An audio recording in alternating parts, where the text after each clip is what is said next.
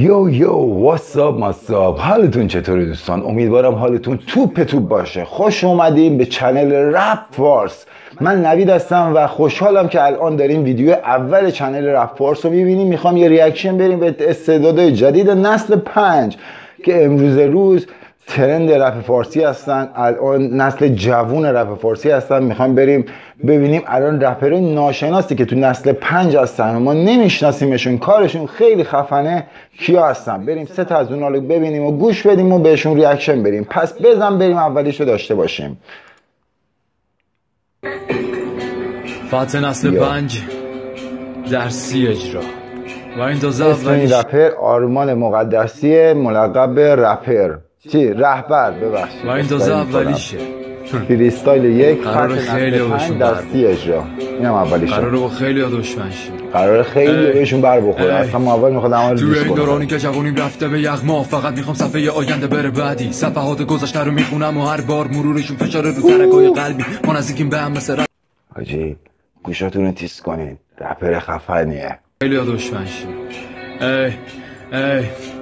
توی این دورانی که جوونیم رفته به یغما، فقط میخوام صفحه آینده بره بعدی. صفحات گذشته رو میخونم و هر بار مرورشون فشار رو ترکای قلبی. ما نزدیکیم به هم مثل رد پای اسبان، ولی تو نمیخوای من برم مرحله بعدی. مثل کوچه بیکران هزارات افغان که فکر میکنن توی ایران میگیرن ترفیع. منم که تفریح نداشتم و اصلا برام مهم نیست که کجا گوش میده به حرفم. برام از تغییر صاحبم تو سبکم، ولی انتظاری نیه رپرای احمق. هیتر تغییر به میگن ابله، ولی مردم اکسپلور به میگن رهبر. شفتم زنجیر میبنده به قلبم، خط شارو معلوم میشه یه آدم ابله. مردم اکسپلور بهم میگن رهبر. فقط منم حقم بگیرم. همین اینجا شد که آرمان مقدسی شد رهبر. میگیرم. داداشمون اومده حقشو بگیره، کارش هم خیلی خفنه. از همینجا بهت میگم دست بنیزا، کارتو دوست دارم.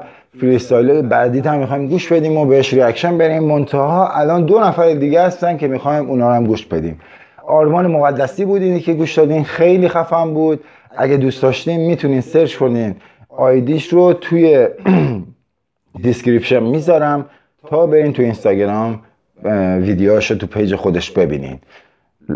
رهبر آرمان مقدسی با اسم رهبر، کارش خیلی خفن بود. این اولین فریستایلش بود، فتح نسل 5. خب میریم دومی. نفر دوم یه راننده اسنپیه که جدیدن اونم خیلی ترند شده تو اکسپلور، فکر میکنم دیده باشین تو چنل رپ فارسی. لقبش لایقه. میخوایم بریم اونو گوش بدیم، امیدوارم که خوشتون بیاد. زاهدان پلاگ 85 شوتی جی دوربین مخفیه، کلا تو پیجش ویدیوهاش دوربین مخفیه. اینم خیلی خفنه. زاهدان پلاگ 85 شوتی فقط 405 پر رو همه لاتی و گنگ قلور همه بچه جنگ ماشین بازن همه ماسکانتت گاز بده نکی داستان شه گادا فوزن ادم رنجر جنگ و ولد همه گنگ سر حاجی همشون گنگن میره جا به سر و بانچو با بندر رفیقام همه مردن توی سر نروشون میره ساجی اصلا تو بلندن به بنبین. حاجی معلومه این تایپ حسین خیلی دوست داره، خودمونو خیلی هم خوب میخونه، دریل داره میخونه دیگه. ادم رنجر جنگ و ولد همه گنگ سر حاجی همشون گنگن میره جا به سر و بانچو با بندر رفیقام همه مردن توی صبرن نروشون میره ساجی اصلا تو بلندن به بنبینی خشم بلوط تو تخمات میچسب زیر گلود گلاش به دست میاد تق تق تو هم تخمشو داری بیا اینجا پلوم یارکین یاترکین جسونی ما خاچی یارکین یاترکین به به خودش رو دوربین روشن کفی میگیره. عالی بود. به به پنجه شیر اون گرفتم 23 سال خودم بچه مشهد رفیقم ولی چه 23 سال میکنن همگی بام چون رپ میکنم اسنپیه. به به چطور بود؟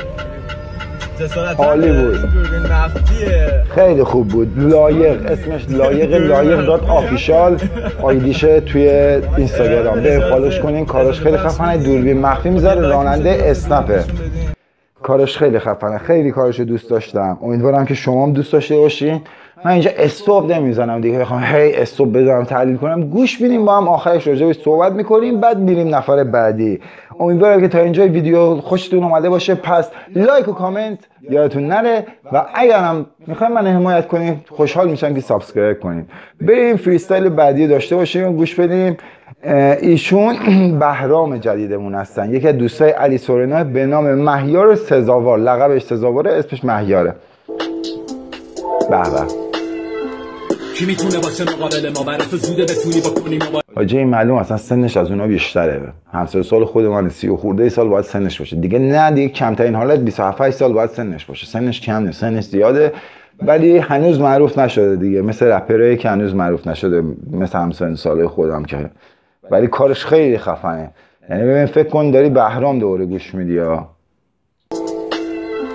کی میتونه باشه مقابل ما؟ برای تو زوده بتونی بکنی مبارزه بام. واسه تبلیغات یا سود مساعدات تو نفع خنده داره برام این مقایسه بدون ملاحظه، مثل دفعه قبلی با صداقت میگم اتفاقا با صدقی موضوعات سطحی تقلید تاکید داری بگی پول داری با افکار غربی. میزنه به سرم به صداهاتو میزنم از نوم ساق زخمی که به ساق میزنه زرم مسیر سخت سرابو میکنم به سطح سخته به سخته مینویسم به سرم من مثل اون نیستم اصلا فکرونی طرفتم نه اتفاقا میشونم اتلت تو قبلا خیلی خوب داره میکنه. قلم به دست خیلی فاصله است اونجایی که منم بگو کدوماتون طرفید با من بخونی طرف که خیلیاتون الکی وقتو میکنی طرف زنده بادونی که راهو بیراه نرفت فقط میدید و فرصت‌ها رو نمیداد دست میکنه نگاه‌ها رو عوض طلب سورا واسه همیشه ما کم است حقیقت سورای کم میرن و برعکس میرم چون اکثریت نمیدونن اینو درست که چیه رپ فارسی تو چی میدونی ازش شما چیشو میخواستی واسه چی داری اتش میمونی گیر باز همه تشنه توجهید یا زیر ماسکی حتی سر انجامتونم قاصدی تو یک ساعت با زیر زمین نه یک ساعت تو فازی فقط فکر کردی انگلیسی زد بزنی خاصی مثلا خالی کله ها بگو چرا میتونی با چیزایی که می‌نویسی و میخونی واسی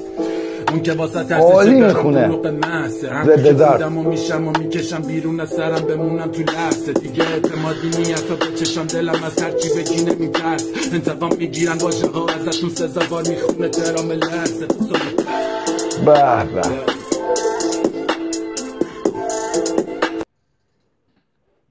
به اینم بود مهیار سزاوار. آیدیش 3 عدد 3 زاوارم اینجوری نوشته میشه. اونم حالا تو دیسکریپشن می‌نویسم.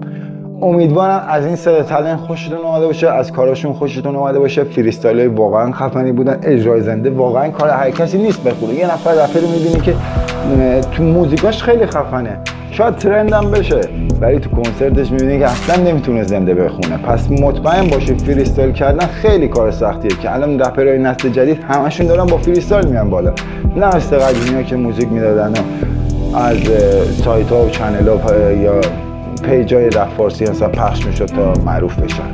امیدوارم خوشتون اومده باشه، دوستتون دارم. امیدوارم تا ویدیو بعدی بازم همدیگه رو ببینیم و منو سابسکرایب کنین. اگه دوست داشتین ویدیوهای دیگه هم میذاریم توی چنل دیگه اسمش رپ فورمیه. چنل اول من، این چنل دوم ماست که اسمش رپ فارسه. تا ویدیو بعد بزود، بای.